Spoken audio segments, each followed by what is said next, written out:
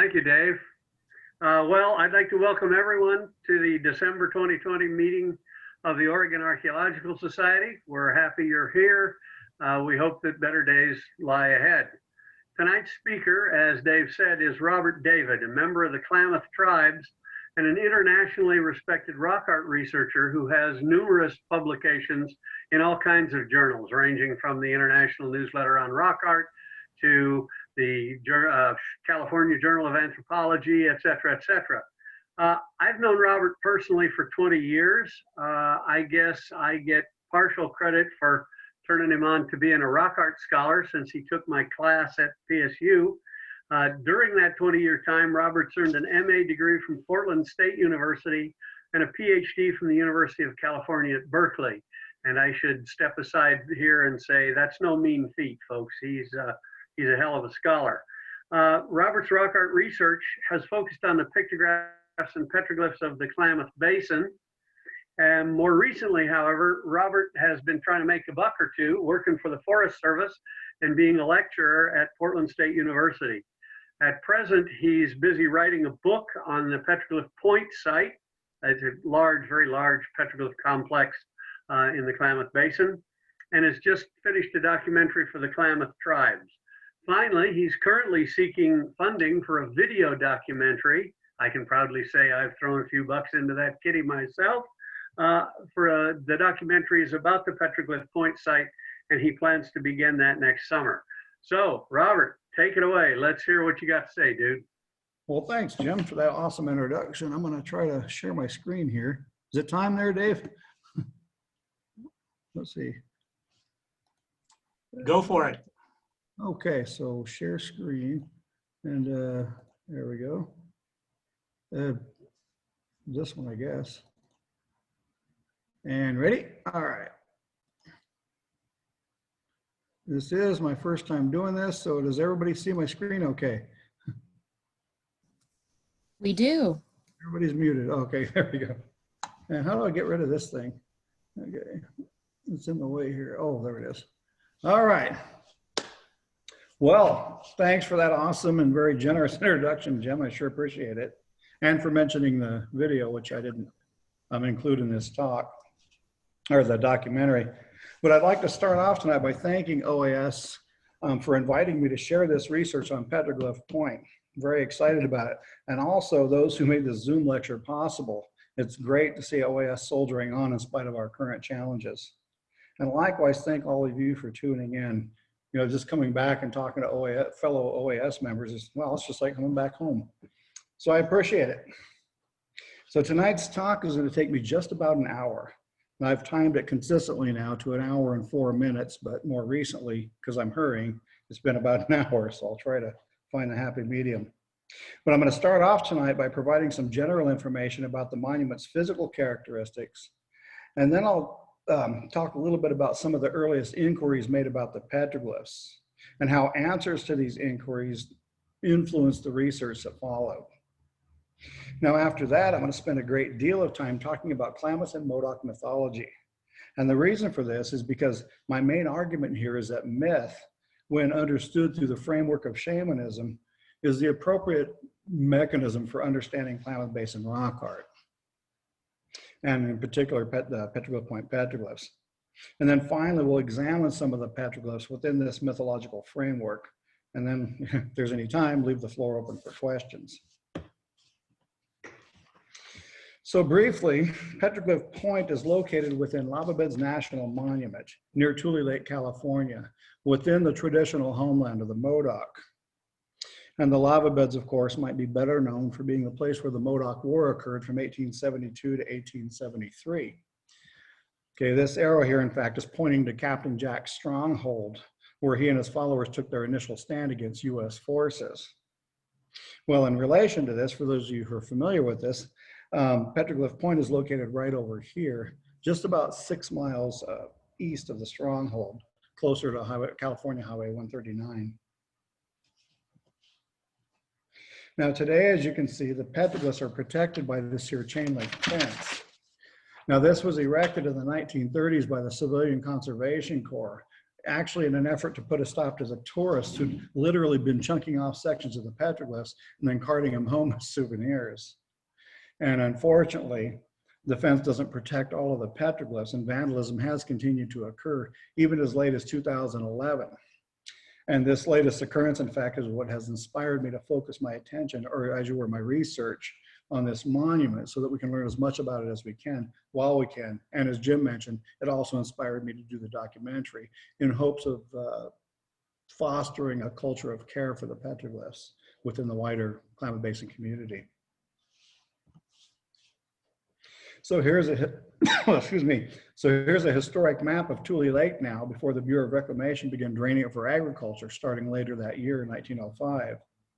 The landmass known as the peninsula, which you just saw, is located right here, or at least the lower portion. And the petroglyphs I'll be discussing this evening are located on its western face, right here. Okay, so now you know where you're at. Now the peninsula is considered to be the very heart of Modoc territory, not only in terms of its location, but also because of its spiritual importance. The Klamath and Modoc both regarded this monument as the creation point, where the spirit Kamoosh first created dry land by scooping up clay from the bottom of Tule Lake. And then afterwards, he's said to have made the rest of the Earth's landmass from this point outward, somewhat in the nature of weaving a basket. Now, according to our ancestral beliefs, any place on the landscape where spirits acted or lived are thought to be charged with their supernatural powers. So the peninsula's creation by a spirit already makes this mountain a sacred place. And this in turn makes the peninsula a place where certain people would travel to in their own search for supernatural power. And I say certain people because these markings suggest that this site was reserved for shamans, or who we call kukes, essentially the ritual practitioners of the tribes. Well, this kind of information, which the earliest researchers really weren't interested in the time, actually provides us with very significant clues about the nature of the petroglyphs carved all over this mountain. And this, in fact, is what we're going to be exploring throughout this presentation, this mountain's sacred connotations and what they have to do with the petroglyphs. So here's some examples of the imagery. And as you can see, some of the glyphs were made by engraving, while others were made by incising the rock face with a sharper instrument, like the edge of a projectile point or a bone knife or something of that nature. And curiously enough, others were made by drilling holes into the rock face, sometimes in a way that created patterns, but not always. Oh, and I suppose now's as good a time as any to mention that the petroglyph, or that the peninsula itself, is made up of wilted volcanic tuff, which has the consistency of sandstone. And this, of course, is what made carving and drilling petroglyphs into the rock face so easy, and probably so desirable as well. Now, according to our latest estimate, the monument contains more than 5,000 images that range from somewhat naturalistic figures to others that have been called geometric abstract. Now, by naturalistic figures, I mean figures that are recognizable to some degree, like the human and insect forms shown over here on the left. Now, geometric abstract figures consist of things like groups of wavy lines, zigzags, circles, triangles, grids, bisected lines, much like the composition you see over here on the right. Now, looking at these images, especially the so-called geometric abstract figures, it's not hard to see why they've intrigued researchers and teased the public's imagination for well over a century now. Over the years, they've been called things like maps, astronomical charts, solstice markers, doodling, ancient Scandinavian fish tallies, the writing system of vanished civilizations, and so on and so forth. See, in the earliest days of research, especially right after the Modoc War, when tensions were still very high, it was just hard for Westerners to accept that this petroglyph concentration had anything at all to do with the ancestral Klamath and Modoc, especially the Modoc. And this, as you might imagine, influenced both the type and quality of research that followed.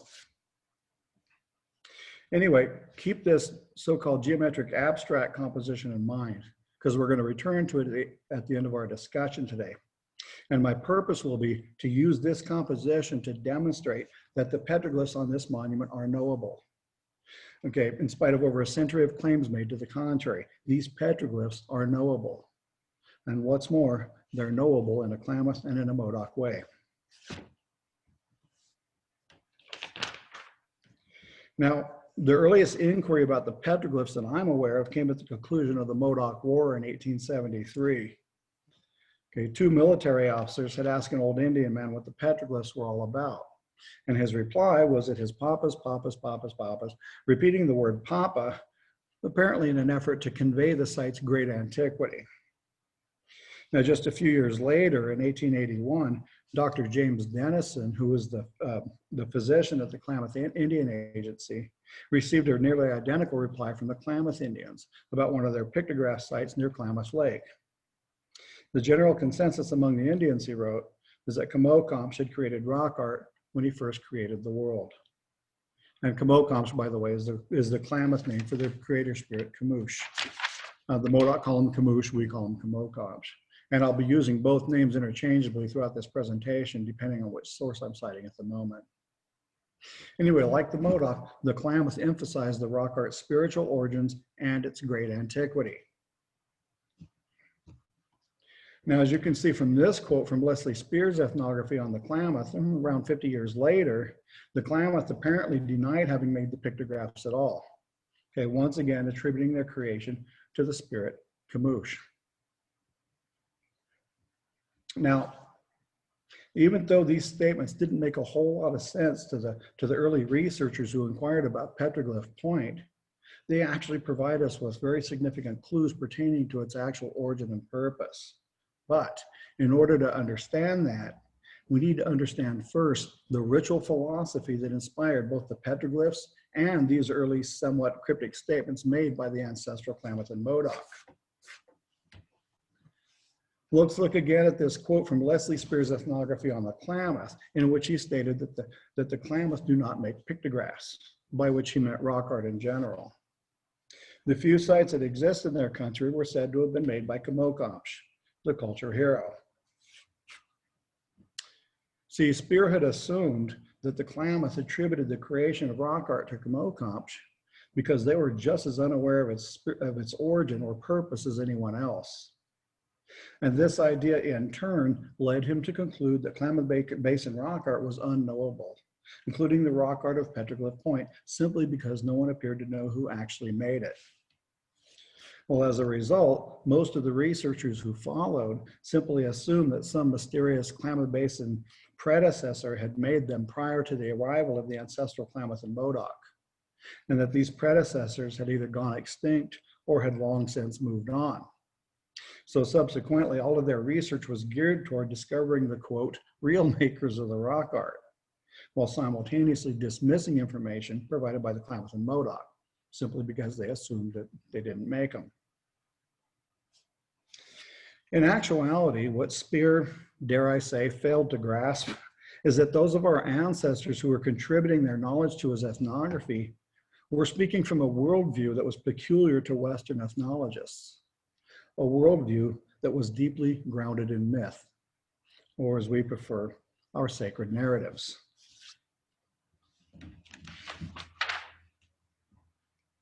Native peoples, especially in the greater North American far west, generally believed that spirits dwelled at certain places in the earth, and that when people ritually tap into their power, well, they were understood to become those spirits. That is, that the spirits were understood to enter the bodies of the supplicants and then animate their actions. So, for example, if they claimed that a water spirit had made a particular rock painting, they were talking about a person, probably a shaman, who had successfully acquired the supernatural power of the water spirit and then made the painting as the water spirit. That is, that the water spirit was understood to be animating the actions of the artist. Well, in our myth, Kamokamsh, or Kamoosh, is the founder of shamanism, and thus he's every shaman's tutelary spirit. And what this means is that shamans cannot ritually act without the supernatural assistance of Kamokamsh. So when shamans created the rock art, our ancestors understood that it was Kamokamsh who was animating their actions. And so from the point of view of Spear's informants then, Kamokamsh did in fact make the rock art. even if they'd seen the person or the shaman doing the actual painting. But as I said, Speer missed this important connection between spirits, shamans, and rock art, and thus his understanding fell short. Like others, he failed to explore the sacred ideology that had inspired their answers.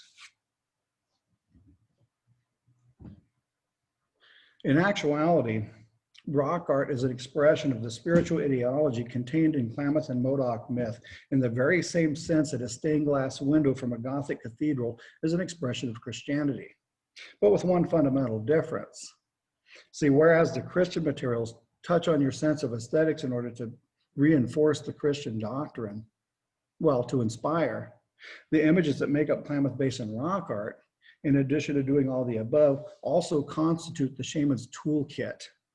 And by this, I mean that these glyphs and paintings tended to serve very specific roles within the shamanic practice. And these roles are described in great detail in the region's mythology. So for the past 18, well, like Jim said, 20 years or so now, I've looked to these sacred narratives in order to inform my understanding of Klamath Basin rock art. And I started out doing this for two, well, very basic reasons. Okay. First off, I discovered early on that these sacred narratives actually identify powerful supernatural beings. Now, just a casual glance at the ethnographic materials makes it very clear that these powerful beings of myth are also the spirit helpers that shamans use in their ritual practice. Well, my claim, and hence my bridging argument, is that these are the very spirit helpers we see depicted in Petroglyph point rock art. And that's what I'm going to attempt to be demonstrating this evening. My second reason is that myth harbors the logic of the supernatural world, how it operated. For example, everything in the spirit world is inverted or reversed from the natural physical world. Okay, day here is night there. Valleys here are mountains there. What we would call bad behavior in the physical world is good behavior in the spirit world, and so on and so forth. Well, this law of inversion also shows up in much of the rock art, sometimes in ways that are subtle, sometimes not so subtle, but that's why I chose the image here on the right. Now, I'm not completely sure what this figure is, although I do have some ideas, but as you can see, the image forms a true reflection of itself, divided by this here fissure in the rock face. So the concept of inversion is represented here. And let me quickly add, it's no accident that the artist organized these figures around this natural fissure. Excuse me. The reason for this is that certain cracks and fissures were believed to be portals or entrances into the world of spirits, which of course was located inside the earth. So by incorporating this fissure into this depiction, the artist effectively associated these figures with the supernatural world. And this, of course, means that these figures, whatever else they may represent, are spiritual, and thus they're sacred. So in short then, these stories constitute our ancestral worldview. And as such, there's no way we can understand rock art or any of the rituals associated with rock art without understanding these sacred narratives, because therein lies the ritual philosophy that inspired their creation.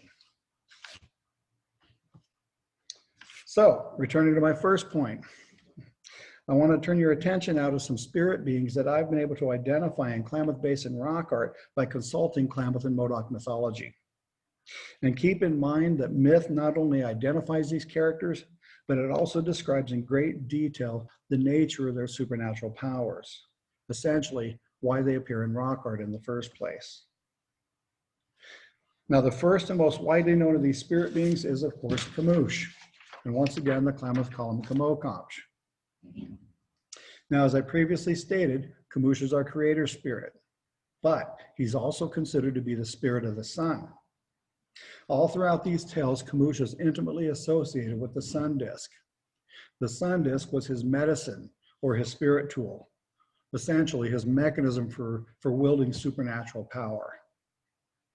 Well, by virtue of the sun's regenerative properties, Kamoosh's possession of the sun disk both made him immortal, and it also gave him the ability to cure or to rejuvenate the sick, which of course was one of his primary roles in myth. Well, This in effect then makes the sun disk a curing tool. Very important to remember. Well, once again, Camus is the creator of shamanism, and thus he's every shaman's tutelary spirit. So by channeling the spirit Camus as shamans would, shamans were able to access the sun's regenerative properties and likewise use them to cure the sick. And this is why we see the sun disk depicted in rock art. It was a shaman's tool, or a multwas, just as Spear's ethnography had indicated. And attesting to this is the sun disk itself had its own spirit song, which of course Gatchett calls a tomanawash, to borrow from Chinook jargon, I believe. You see, incantations or spirit songs were the primary means through which shamans invoked their spirit helpers. To invoke a spirit or a spirit's medicine like the sun disk, they had to have the proper song, and it had to be given to them by that particular spirit, usually in a dream or a trance. In fact, Gatchett's observation here about shamans singing to these painted rocks indicates that these paintings depicted their spirit helpers. And the reason I can make this claim is that because among the Klamath and Modoc, the concepts of singing and spirit being were one and the same thing. Our ancestors recognized no distinction between a spirit or its power song. In fact, as Spear points out right here, one word is used to describe both simultaneously: Suis. So singing to the painted rocks then was the same thing as singing to their spirit helpers. And accordingly, the very fact that the sun disk had a spirit song identifies it as a shaman's medicine tool. And this is why we see it depicted in the rock art. Shamans were using it to invoke the curative power of Camus's sun disk.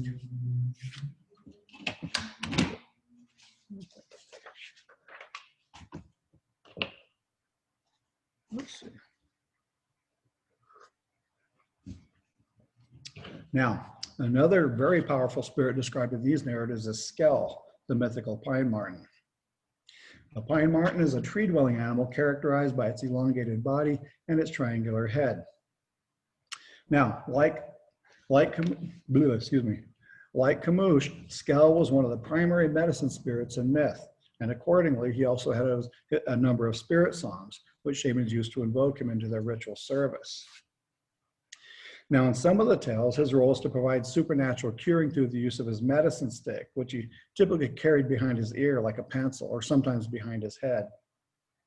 In other tales, his role was to help shamans to diagnose the supernatural cause of a disease by scouting the landscape for the treetops, keeping a lookout for all these malicious disease-causing spirits that might be approaching the village from afar, or just as commonly, lurking in dark places within. Only shamans could discover these spirits through the use of spirit helpers like Skell. Now, like all the semi-naturalistic images you'll see depicted in Klamath Basin rock art, Skell is typically depicted in stick-figured form. And this is because the artist didn't want to depict an actual physical pine marten.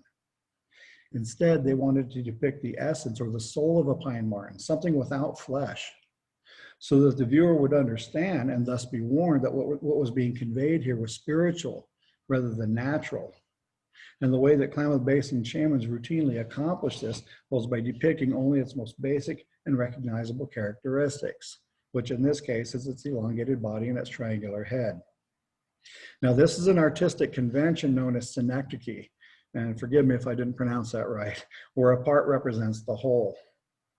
And we see this convention used all too frequently throughout Klamath Basin rock art. Now, with that being said, Skell is also sometimes depicted as a stylized human figure. Here, for example, we see his triangular-like head on top of a human-like body. This is another common convention in North American rock art, where spirits are sometimes presented in human-like form.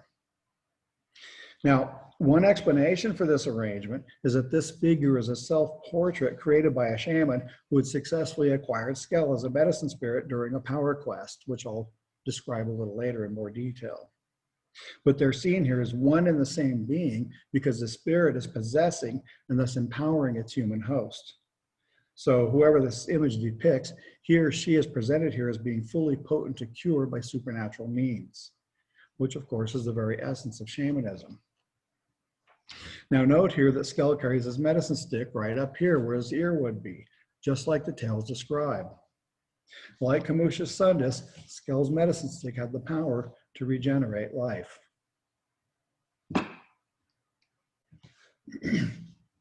Now, there are still other times when all we see in the rock art is Skell's triangular head. This is another example of synecdoche. On the upper left, for example, we see Skell's head depicted alongside his medicine stick right here, just somewhat obscured by the lichens. And on the right, we see that head of Skell depicted here, just below Kamusha's large sun disk. And in this case, his medicine stick is missing. So, once again, just to reiterate, Skell was used for both diagnosing cases of sickness and disease and for ritual curing by means of his medicine stick. Now, the myths are just teeming with examples of his ritual exploits. And this, again, is why we see Skell depicted in the rock art. Another spirit associated with the shaman's ritual curing practice is Old Man Mokas, the owl spirit. Now, the owl spirit actually turns up all over in Klamath Basin rock art, including the rock art of Petroglyph Point, which you can see over here on the right. Now, what makes the owl so vital to the shaman's ritual practice was its amazing vision, which enabled it to hunt at nighttime. In other words, its vision enables it to see things hidden in dark places. So once again, by way of metaphor, any shaman possessing this spirit's extraordinary vision was empowered to see things like hidden malicious spirits that might be causing sickness and disease. Now notice here that the owl's eyes are the primary feature emphasized in the rock art. And in fact, if you'll notice, excuse me, the shaman's incantation here makes a very specific reference to the owl's vision, which Gatchett actually explains in a little further detail here below. And this quote below comes from a footnote in which Gatchett is trying to unpack the cultural meaning of this incantation. And he does that for about 2/3 of the 100 or more incantations that he recorded. Give you a second to read that. Now, the horned owl seems to be a favorite in Klamath Basin rock art, as well as in the myths. But occasionally, we do see depictions of other owl species as well. This heart-shaped figure, for example, from Petroglyph Point, might at first strike the ordinary park visitor as a valentine of some sort. But in actuality, what we're seeing here is a representation of the barn owl. Note the outline of his face. See, in this figure, the artist simply chose to depict what he or she considered to be the most important or defining characteristic of the barn owl. Once again, an example of synecdoche. Now, like the horned owl, the barn owl specialized in hunting its prey at nighttime. And this in turn made it an ideal spirit helper. Using the barn owl as a medicine, shamans could seek out and eradicate dangerous hidden spirits that might be causing sickness or threatening harm within the village. Okay, finally, another very powerful spirit among the Klamath and Modoc is the Skoks. S-K-O-K-S. Well, you can see that, Skoks. Now, in the myths, Skoks are typically described as being half visible, with the visible portion looking much like a skeleton, or sometimes like an old woman bearing a bundle, which I have not yet seen in the rock art. But sometimes in the tales, Skoks takes on the appearance of a wood tick. Now, why a wood tick, you might ask? And to be perfectly honest, I'm darn glad you did. Keeping in mind that all sicknesses were thought to have a supernatural origin, the most common diagnosis for an unexplained illness was the intrusive object disease, in which some malicious spirit was thought to have placed a malignant object into a person's body, leading to their sickness. Well, the cure for this was for the shaman to locate the object in the person's body, of course, with the help of supernatural vision, bite the patient in that area, and I do mean literally drawing blood biting, and then remove the object by sucking it out of them. The last step, of course, was to destroy the object in some way. Well, by way of analogy with this curing procedure, the wood tick made a very suitable medicine spirit to facilitate the shaman's ritual actions as he or she removed the intrusive object. And this, of course, is because ticks, well, what do ticks do? They embed themselves in your body and suck your blood. Now note here the Klamath incantation recorded by Albert Gatchett. Certain bugs had a spirit song, and thus a means by which shamans could call them into their ritual service and use them in precisely this way. Hence the words of the song. And this is why we see wood ticks and other bugs of this nature depicted at Klamath Basin rock art sites, including this stylized wood tick here from Petroglyph Point. Okay, so to briefly reiterate, myth identifies powerful supernatural beings. And once again, these are the same beings that shamans use as their spirit helpers and subsequently depicted in Klamath Basin rock art. That was my first point. My second point, if you recall, is that myth harbors the logic of the spirit world. Hang on, it's time for my union coffee break here. So myth harbors the logic of the spirit world. Now, this is extremely important because it's this logic that both structures and justifies ritual action, including the creation and use of rock art. Now, for those of you who might be familiar with these types of narratives, myths, legends, folklore, and so on and so forth, well, you probably noticed pretty early on, they don't follow the linear organization that's characteristic of Western literature, ever. The story's trajectory changes frequently and without warning, and the characters seldom, if ever, act in a way that you and I might consider to be rational. Anything in these tales is possible. An ordinary bug can suddenly grow to the size of an elk. It could talk. It could fly. It could even change itself into another creature entirely, even to the point of discussing, or as you were, disguising itself as someone you might know. Similarly, the people in these tales could do the very same thing. They could fly. They could live underwater. They could walk through walls, or they can even, and frequently do, instantly recover from death and dismemberment, and then go on with their day as if nothing unusual had happened. So the world of myth then was very bizarre, and it seemed to operate much like our dreams. In fact, the more you read, or the more you hear these tales being told, the more you come to realize dreams are the organizing principle for these narratives.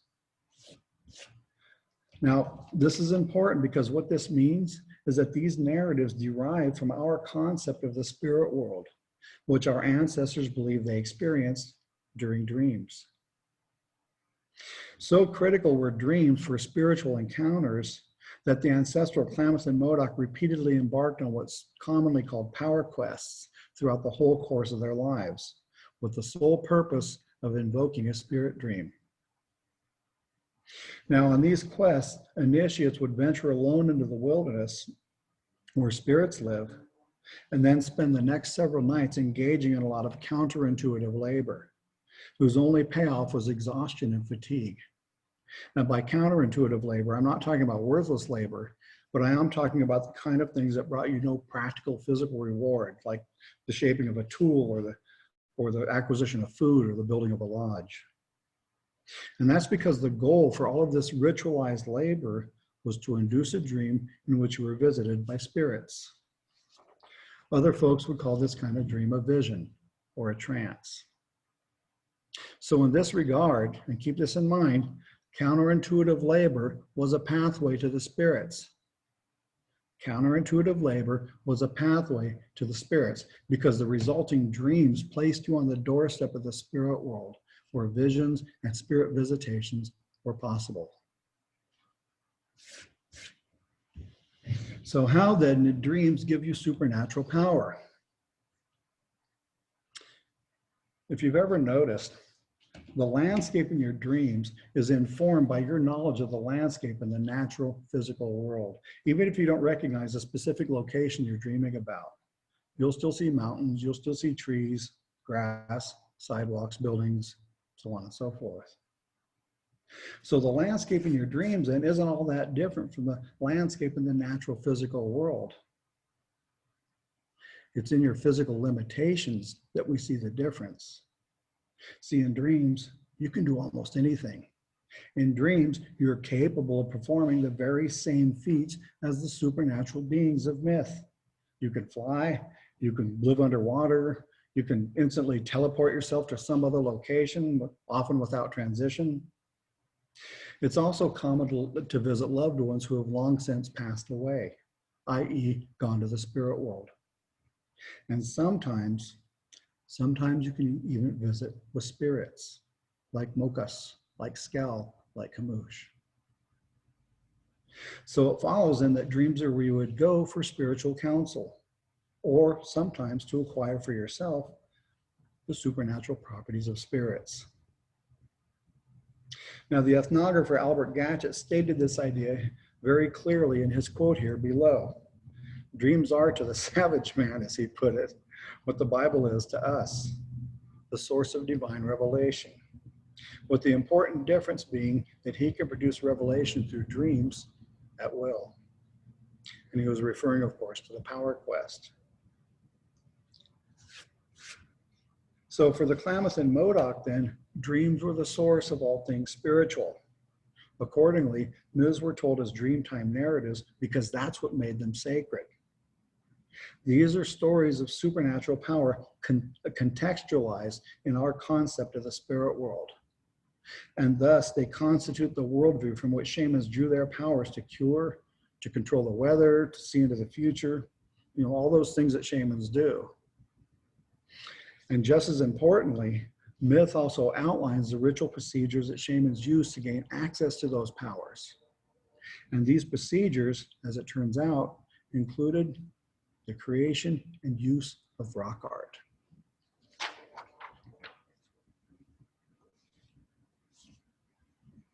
Okay, you have been through the gauntlet.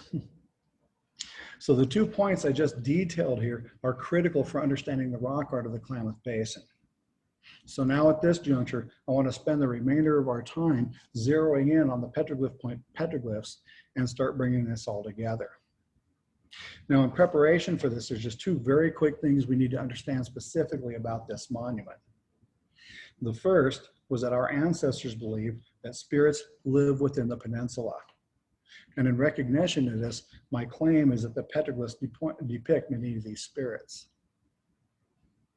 The second was that our ancestors believed that shamans could access these spirits through dreams or trance and consult with them on matters related to their ritual practice, the most common of which was ritual curing. Now, this latter point about ritual curing is critical here because it brings us to one of the most important spirits in the shaman's ritual curing enterprise, a spirit that was second only to Kamokamsh or Kamoosh himself. And this is a spirit we called Yayahiyahas. Yayahiyahas. Now, Yayahiyahas, according to the ethnographer Albert Gatchett, is the spirit of thunder. And as such, he wields thunder's terrible weapon, which of course is lightning, or Lamesh. Lightning was the spirit tool of Yayahiyahas. Now, according to the ethnographer Vern Ray, lightning was among the first spirits that shamans called upon in any ritual curing ceremony. And that, of course, was because lightning enabled shamans to see what they could not otherwise see. Lightning, after all, illuminates even the night sky. And so, by way of metaphor, any shaman who possessed lightning as a medicine spirit was empowered to see into the dark world of spirits, which of course was located inside the earth. Or in terms of ritual curing, it also enabled them to locate and identify the culprit spirits who were hiding nearby, causing sickness and disease into the village. So in that regard, lightning enabled shamans to reach diagnoses, essentially the supernatural cause of a sickness. Now, if you take a close look at the zigzag in the slide, you notice that there are a couple of the circles appearing right here, right in about the middle. And these circles, of course, were meant to depict eyes. Well, when you think about this image, I mean, really, what better metaphor for a shaman's vision supernaturally enhanced by the spirit lightning? My claim is that this figure represents a shaman empowered to see into the spirit world, or at least to see spiritual things that ordinary folks could not see, such as the hidden cause of a person's sickness. So it's for this reason then that we see the lightning symbol associated with so many spirit figures depicted in Klamath Basin rock art. Essentially, lightning enabled shamans to see spirits, like Kamoosh's sun disk here, the shaman's curing medicine, or like Skell, the mythical pine marten, another medicine spirit. Note the triangular shape of the head and the presence of his medicine stick right here. Now here, we have lightning symbols intermixed with the field of spirits. Okay, like, lo and behold, these skeletal figures, which, as you recall, are another manifestation of the spirit Skokes. Another depiction of a barn owl, or at least its head, right here, which we know now is another medicine spirit. And of course, we have this nucleated sunburst up here, once again depicting Kamusha's medicine tool, another curing symbol. So Yahya-Hiyahas then, through his medicine tool, lightning, is the spirit that enabled shamans to see either the culprit spirits causing sickness and disease, or to locate their own spirit helpers that live inside the earth, otherwise called their medicines, which were their remedies for bad spirits. In short, lightning provided shamans with supernatural vision, and Yahya-Hiyahas was the spirit that controlled that power.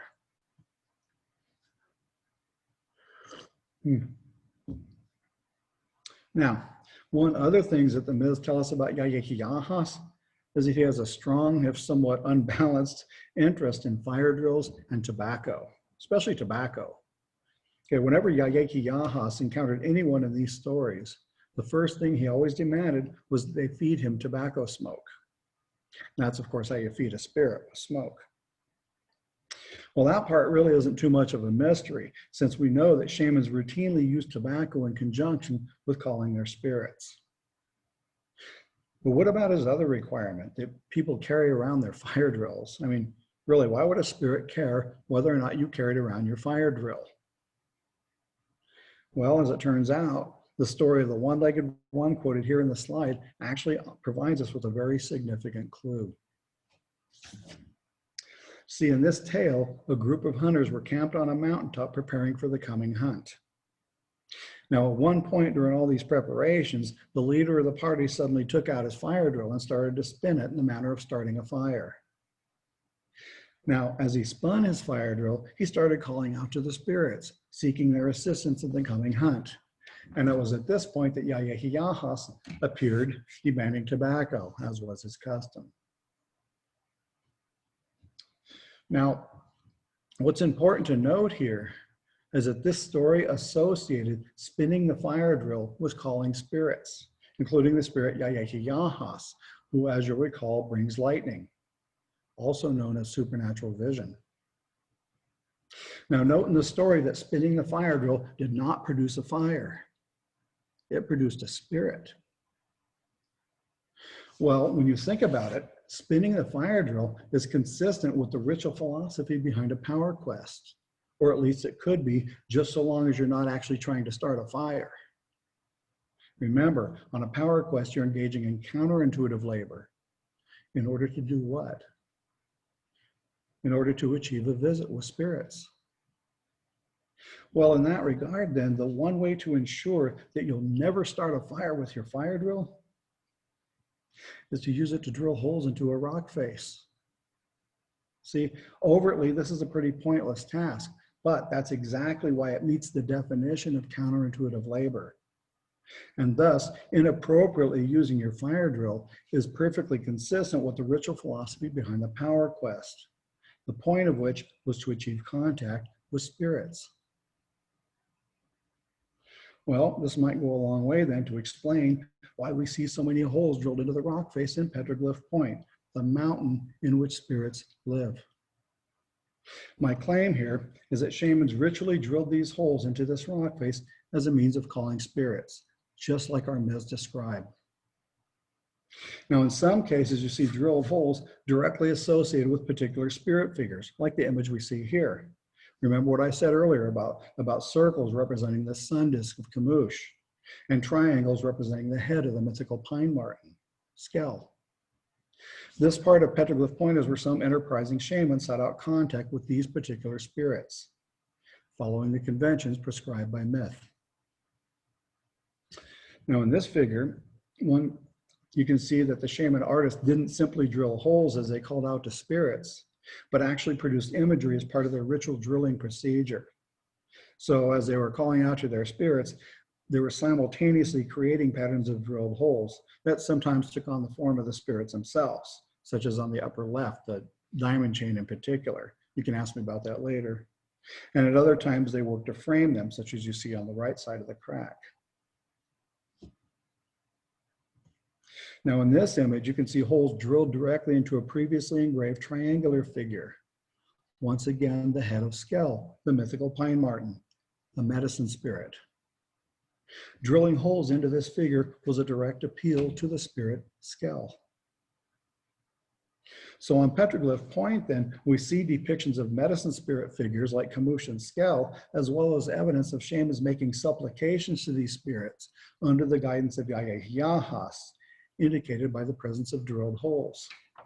See, drilling holes was a fundamental part of the supplication process, because drilling holes into a rock face, well, met the definition of counterintuitive labor, and thus you can equate this behavior to a shaman's version of a power quest, whose ritual actions were inspired and informed by myth.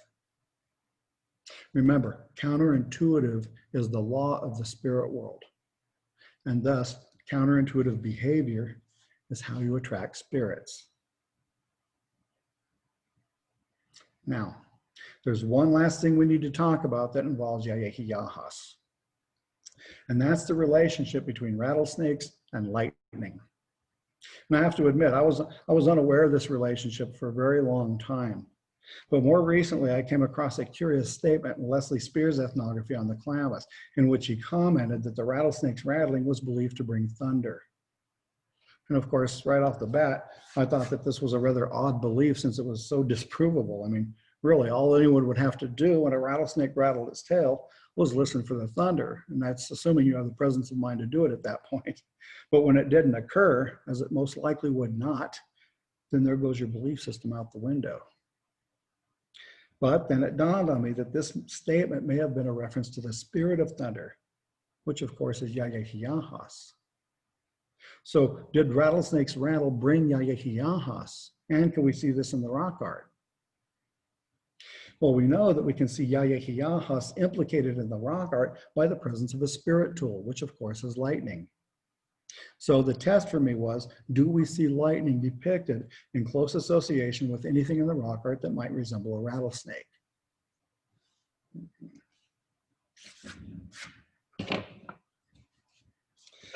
Here we have a rattlesnake that appears to have been depicted in stick-figured form using only straight or angled lines. And just in case it's a little hard to make out, you can see it's rattled here, its elongated zigzag body here, and a diamond-shaped head with a protruding tongue here.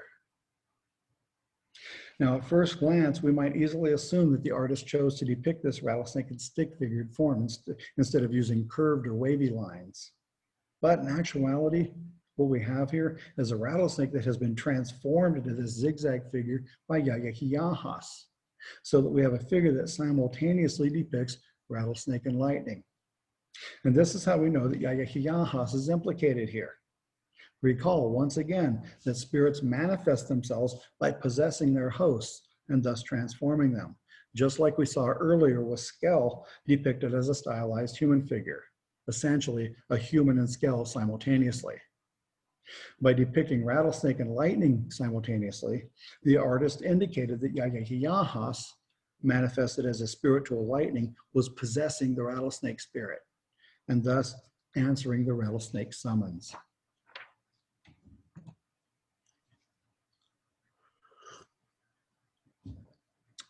Now here we see a similar depiction, but one that also takes the habits of an ordinary rattlesnake into account. At first, you might think you're seeing two different figures. Now on the left, you see this large rattlesnake's rattle, possibly in the act of rattling as implicated by the wavy lines that surround it. And on the right, you see another rattlesnake's body that has been transformed by the spirit of lightning. Now, if you'll notice, both the rattle and the lightning body appear to be emerging from different parts of this large protrusion in the rock face right here. The rest of the rattlesnake is taken to be hidden underneath this protrusion, just like an ordinary rattlesnake would hide underneath a rock. So the suggestion then is that the artist used the natural topography of the rock face to help them identify this figure as a rattlesnake, even though it looks like a zigzag or lightning. But as you can see, there's still more to the story. All the drilled holes you see below this composition indicates that a shaman was making supplications to these spirits. So, figuratively then, in terms of ritual procedure, grounded in myth, we can see that the shaman used two different methods to summon the spirit of thunder: a rattlesnake's rattle and a field of drilled holes, both of which are mythologically warranted. And the reason we know that the ritual was successful in this case is because Thunder's spirit tool, lightning, has transformed the rattlesnake's body into something that looks like lightning. Or to put it another way, lightning is possessing the rattlesnake spirit that summoned him, just like you saw in the previous slide.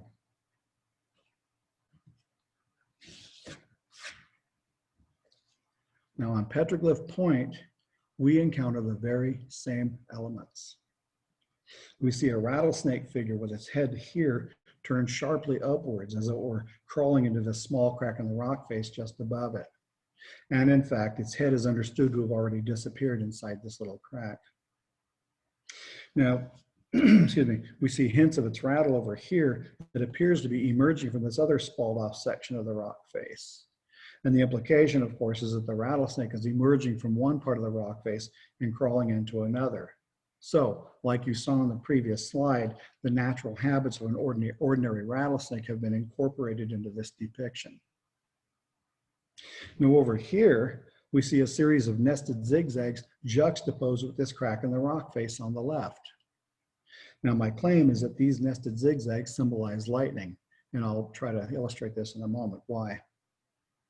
And finally, we see shaman's medicine spirit figures manifested in the form of Kamusha sun discs here and here. And if you look closely, we even see some repeated figures like this other rattlesnake figure here. And we even see some scattered drilled holes, which I didn't bother to mark. They're too widely scattered. But in short, in terms of ritual procedure defined by myth, we see everything we expect to see. And let me quickly add that it's no accident that these lightning motifs are juxtaposed with this large crack in the rock face on the left. I mean, when you think about it, what more striking metaphor for the spirit of lightning illuminating the inside of this mountain, where spirits are known to live. So here then, with the assistance of Yayahiyahas, some shaman made contact with the medicine spirit Kamush, again indicated by the presence of his sun discs below.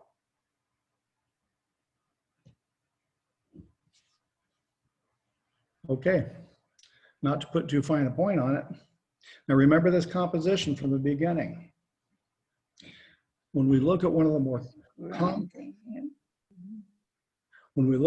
more complex sections of Petroglyph Point, we can actually understand what's going on here. The central figure, of course, is what? This long rattlesnake motif. And what is this long rattlesnake motif doing? It's cross-cutting this elongated zigzag figure here. Lightning, the symbol of Yayahiyahas.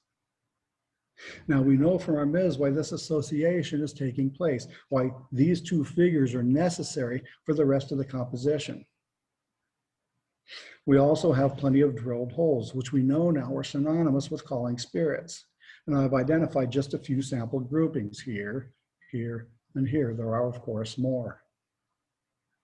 And intermixed with this scene, we find plenty of spirit figures, most of which are in the form of Kamusha's medicine discs, here, here, here, here, and here, just to name a few. There are, of course, more, and there are other spirits that present here too that I didn't identify just for the sake of saving time. But once again, we see everything we would expect to see if some shaman had visited this site, made appeals to Yayahiyahas with the rattlesnake motif, and then, assisted by his medicine tool, lightning, made supplications to the spirits living in this mountain by ritually drilling holes into the rock face. And finally, their efforts were rewarded by the manifestation of the shaman's medicine spirits, Kamusha's sun discs. So here then is where a shaman, or shamans, following a long and tedious ritualized process, made successful contact with the creative spirit, Kamush.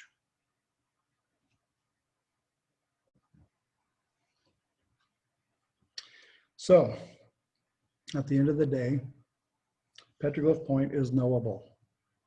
And it's knowable because we have a very strong informing context preserved in the form of our myths, our long overlooked sacred narratives.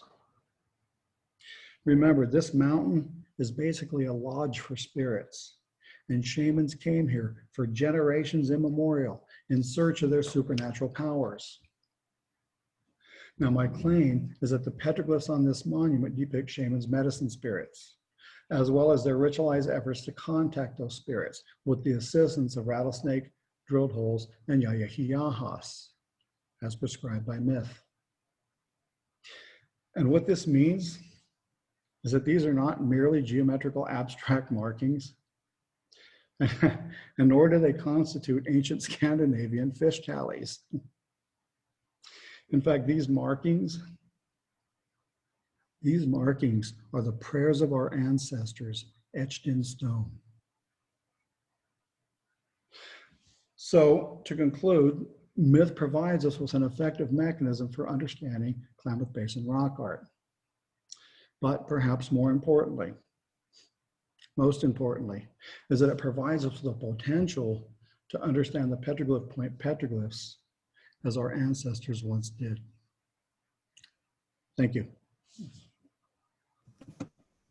Wow. Thank you. And thank you for the amazing traditional cultural insight. That was Well, thank you. fantastic. So now is the time for questions. I highly encourage people to ask questions. I'm gonna do I go to stop share here? If you wish, sure.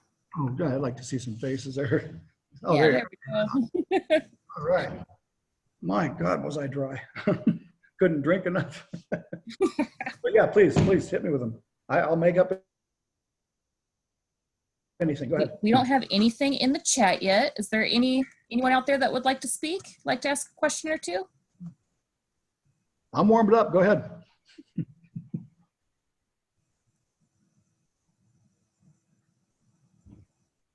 Well, I'll ask one. Have you ever had any almost pushback about sharing your traditional knowledge in such a way within the anthropology community? Have you ever had pushback from your tribe or Modoc or Klamath voices? Not yet. Right now, this is new to them too. Just a couple of years ago and last year, 2018, 2019, I gave a talk right here in the Klamath County Museum, who let me use their room tonight. I forgot to thank them, and I do mean that from the bottom of my heart. And the Klamath Basin community was very generous about coming, showing up, and expressing their enthusiasm, but so were members of the tribe. But rock art has been out of our knowledge for so long. I think we're still trying to grapple with it. We're probably going to develop an attitude about it sooner or later, but right now it's just all new to them as well as to the Klamath Basin community.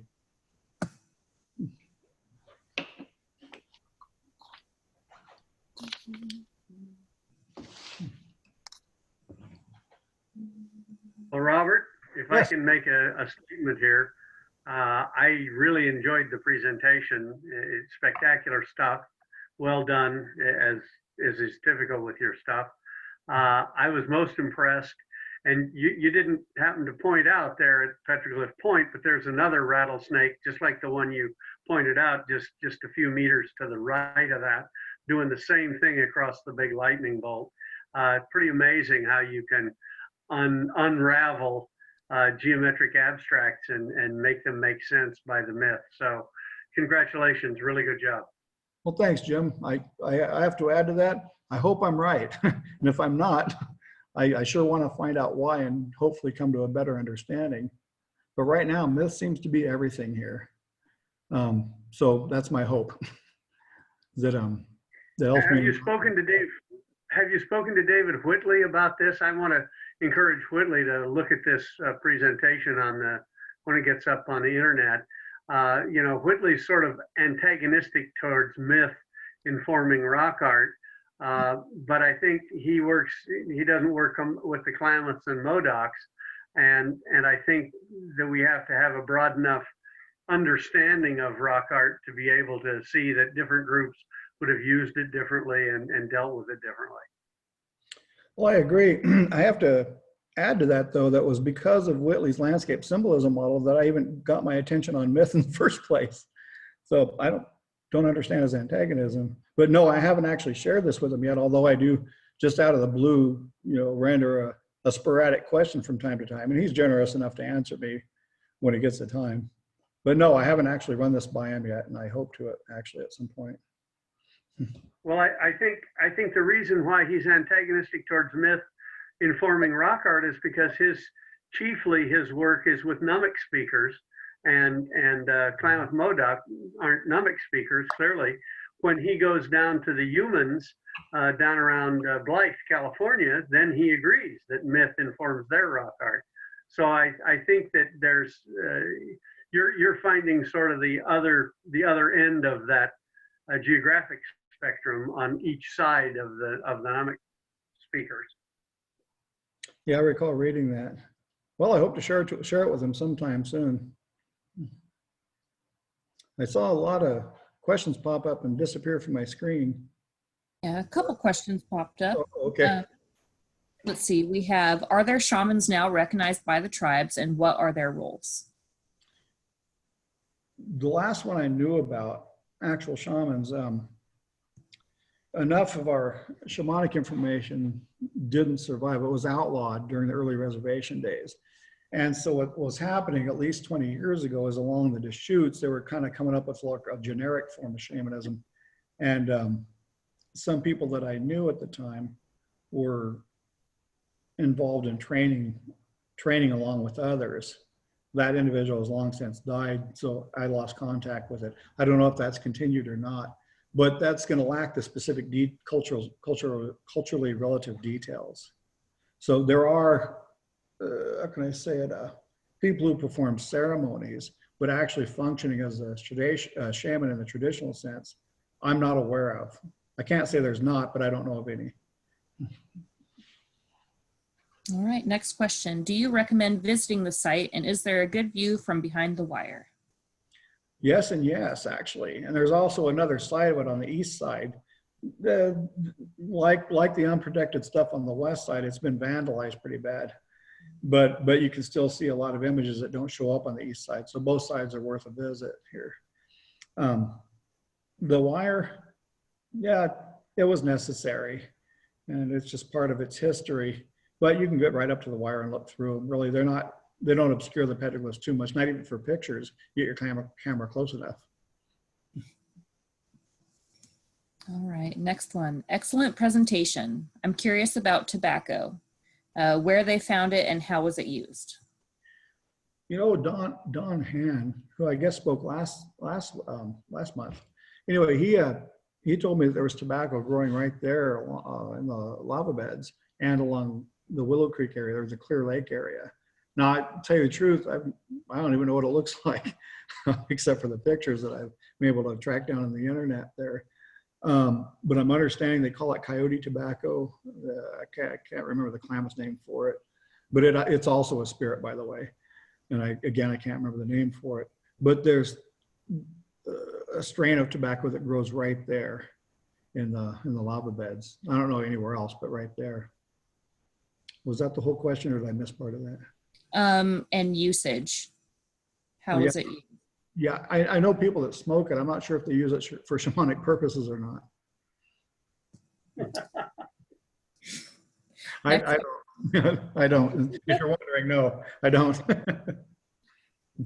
You are offering an explicitly indigenous framework to the study of this rock art imagery, but it depends on having access to specifics of mythology. What do you do if one does not have access to mythology for whatever reasons, including tribal resistances to sharing knowledge? That's a good one. The cool part, to bring up Don Han again, is that him and some tribal members, they managed to get their hands on the curtain myths from the 1870s or 80s, I believe. And they ended up coming up with, and gadgets myths too. And, creating a document, a Word document, like 700 and some odd pages long of all the myths there. And then, of course, after Jeremiah Curtin died, his wife Alma had published a sanitized copy, because they get pretty graphic, but a sanitized copy in 1911, 1912, somewhere in there. So there are those, so they're published. And as far as the CD, or I guess it's just on the internet now, the Modoc myths, the long version, the 712 page version, I'm sure that can be acquired through the tribe, the disc. I know they're pretty generous about sharing certain things. There are some sacred things that they won't share, at least not without a consensus. I don't know about the myths, but I know at least you can start with the book. That's available, called Myths of the Modoc.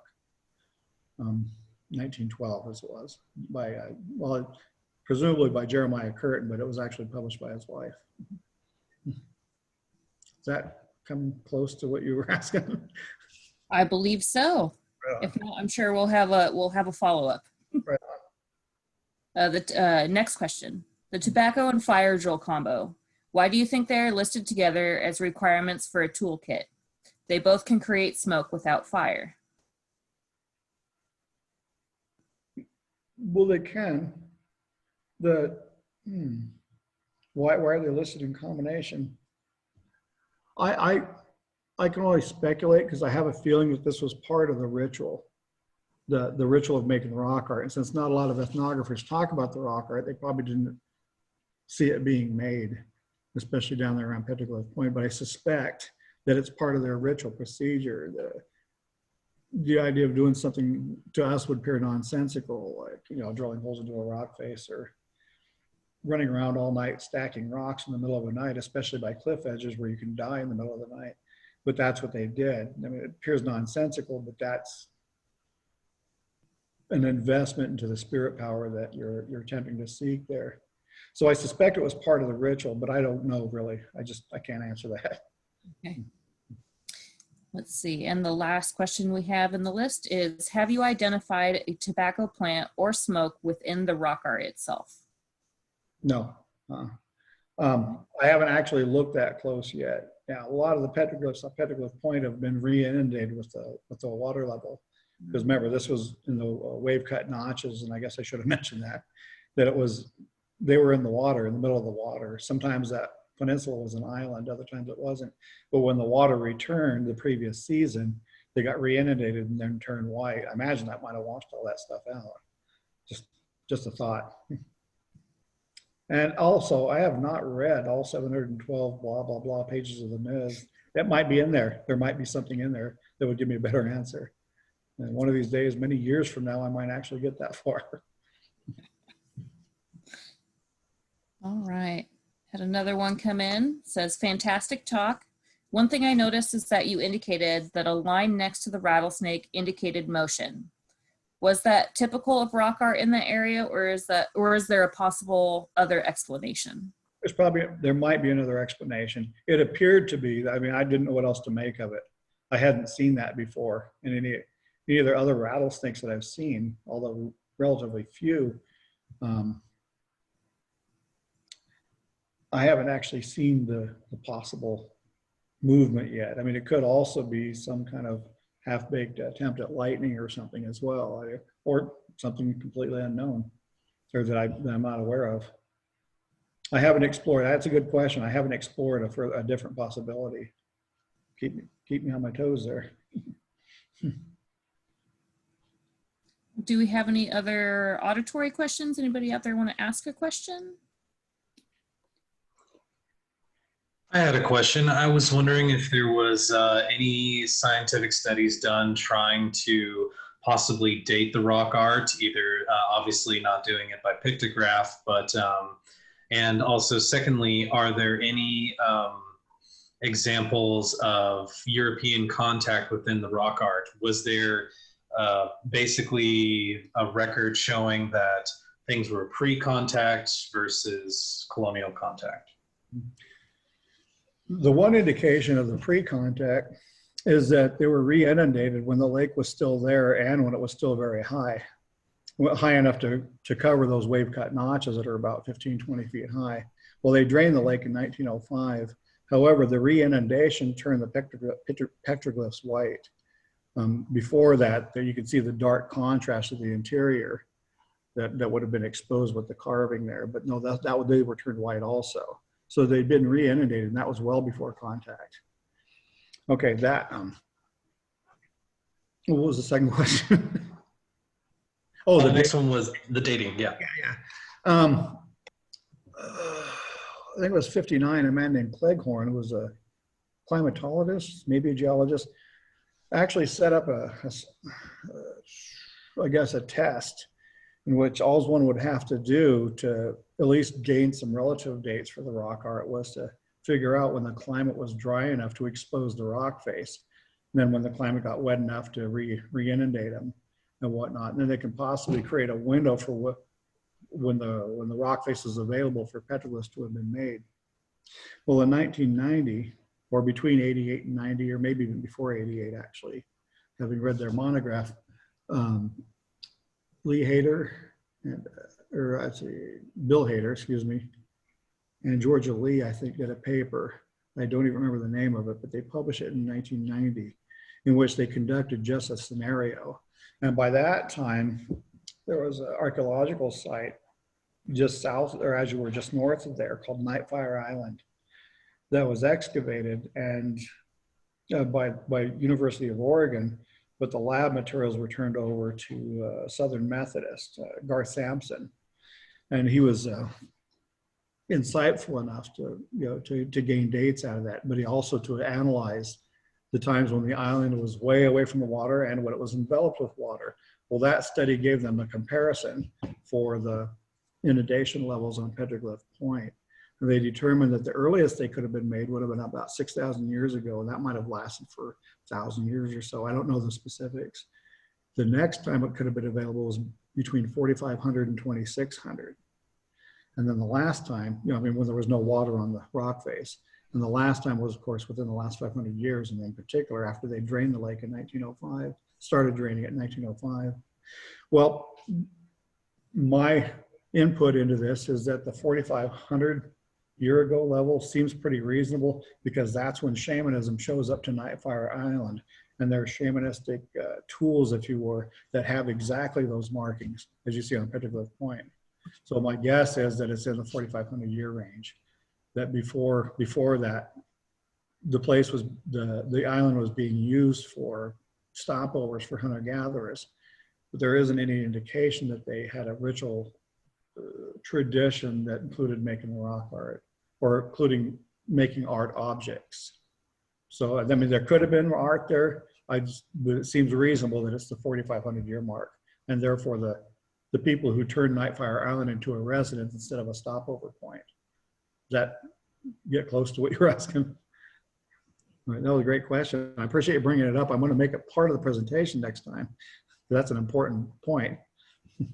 Yeah, no, I for one, I don't want to seem like I'm trying to put a date on something, since these are obviously pictographs that are for time immemorial, but just wondering if anyone has taken a stab at that approach.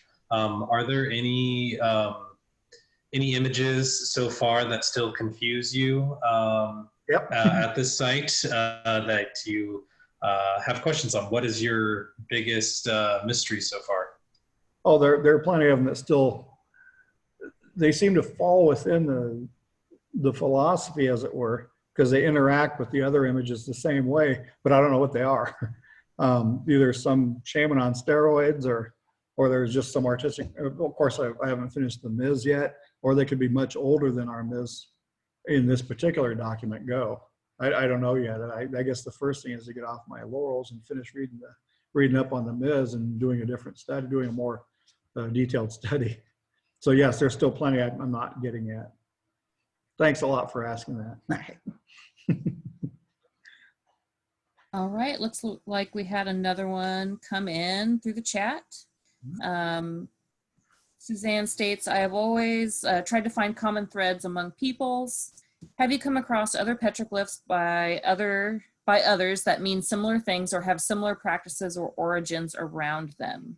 You mentioned dreams, for example, and how we have dreams, but we don't access them the way indigenous people do. Your comments made me think of Carl Jung. Oh yeah, Actually, I haven't looked into him enough yet, but I intend to, because he did ask his patients to record their dreams, to write them down, and even to draw them. That'd be a pretty cool thing to see. As far as other cultures, yes, and Jim talked about it really wonderfully in his class. And this is, was it 1999? Years ago. And there's other, Dave Whitley talks about it. David Lewis Williams talks about it over with the Sand, the Drakensberg area, and then more recently the desert folks, the Kalahari, the other Sand of the Kalahari, whatever they are.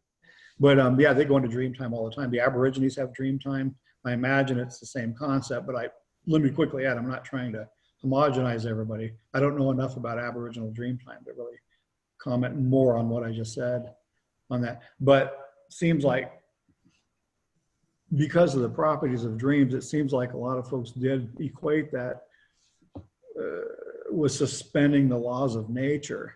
And therefore, anybody who can control that experience can accomplish, all those wonderful shamanic things. I can see that being pretty widespread. I have to admit, and Jim's harangued me on this a bit, that I haven't expanded my vision beyond the Klamath Basin enough yet, but maybe it's time. That's a really good question, because I can see it happening. There's potential for exploration there, especially if their mills are available. All right, and one more came in. Non-shaman interactions with real-world rattlesnakes, both now and in the past, tend to be aggressive. Was there a treatment of rattlesnakes as valuable or precious in the historic period because of their mythical value to shamans that you know of? Not that I know of. And even the cure for a rattlesnake bite was purely shamanic. There wasn't anything practical about it. And I'm not sure if that's what you're asking or not, or what the asker was asking or not. No, I know they stayed away from them, but of course that might be why there were shamans' medicines too. They didn't want people hanging around these because the spirits were considered poisonous as well to the uninitiated. So they might have used stuff like rattlesnakes to keep them away, dangerous things. Not sure if that got to the heart of your question. Well, thank you for your time. I'd like to ask one more time if anybody has any more questions. All right. Well, thank you very, very much for being our featured speaker for the December meeting. This is fantastic. Great presentation. Thank you. Thank you much. You guys take care. Thanks, Dave. We find out how to work this now. This is where my expertise falls apart. Here we go. There we go. All right. Am I logging off here? Yep. All right. Take care. Bye. Bye-bye. There it is. All right. Well,